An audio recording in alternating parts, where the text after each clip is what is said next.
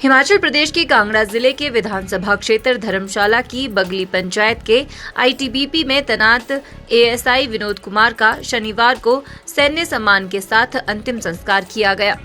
विनोद की ड्यूटी के दौरान 4 दिन पहले गुवाहाटी में हृदय गति रुकने से मौत हो गई थी।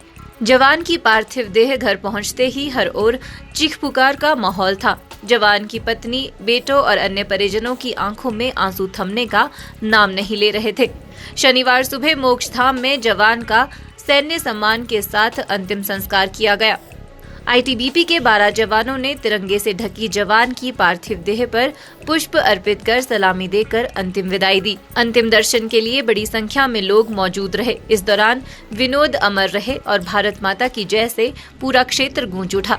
बड़े बेटे ने पापा अमर रहे कहकर अपने पिता की पार्थिव देह को मुखाग्नि दी। इस दौरान प्रशासन की ओर से भी उन्हें श्रद्धांजलि दी गई। देखिए, बड़ी छोटी आयु में श्री विनोद कुमार जो हैं उनकी शहादत हुई है और आज उनका पार्थिव शरीर यहाँ आया। सबने हमने श्रद्धांजलि उनको दी है। बहुत ही छोटी आयु थी और उनके पीछे 2 छोटे पुत्र हैं जिनको छोड़ करके गए हैं। उनकी शहादत को हम सभी नमन करते हैं और हमारे क्षेत्र में ये दूसरी ऐसी शहादत है जो पिछले कुछ ही दिनों में हुई है। बड़ी छोटी छोटी आयु के नौजवान जो हैं वो देश के लिए अपना जीवन दे करके चले गए। उन सबको, दोनों को श्रद्धांजलि और उनके परिवार को मैं अपनी संवेदनाएं देता हूं। उनके परिजनों ने बात की है कि इनकी स्मृति में जहां घर को रास्ता जाता है वहां पर एक द्वार बनना चाहिए, तो उसका निर्माण भी शीघ्र शुरू करेंगे ताकि उनकी याद जो है वो बनी रहे बीच में और उनके जीवन को देख करके आने वाली पीढ़ियां जो हैं वो प्रेरणा लें।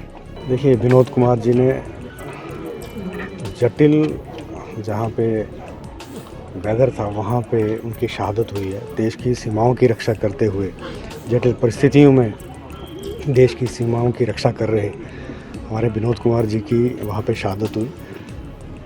परिवार के साथ हमें संवेदना है और क्योंकि हमारे जवान जो देश की रक्षा के लिए अपनी जान देते हैं, उनके साथ हम हमेशा हिमाचल सरकार, माननीय मुख्यमंत्री जी उनके साथ खड़े, उनके परिवार के साथ खड़े हैं और भविष्य में परिवार के लिए जो भी सरकार कर सकती है वो ज़रूर करेगी।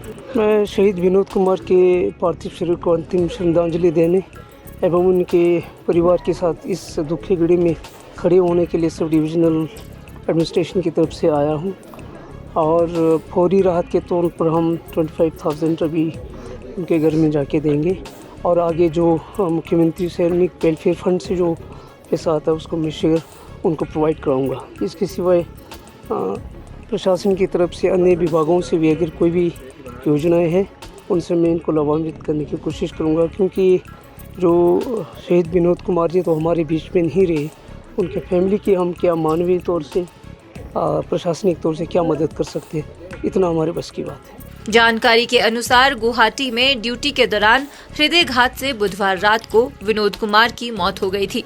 विनोद गुवाहाटी में एएसआई की ट्रेनिंग के लिए गए थे। विनोद अपने पीछे पत्नी और 2 बेटे छोड़ गए हैं। हिमाचल न्यूज़ 24/7 के लिए धर्मशाला से कृतिका शर्मा की रिपोर्ट।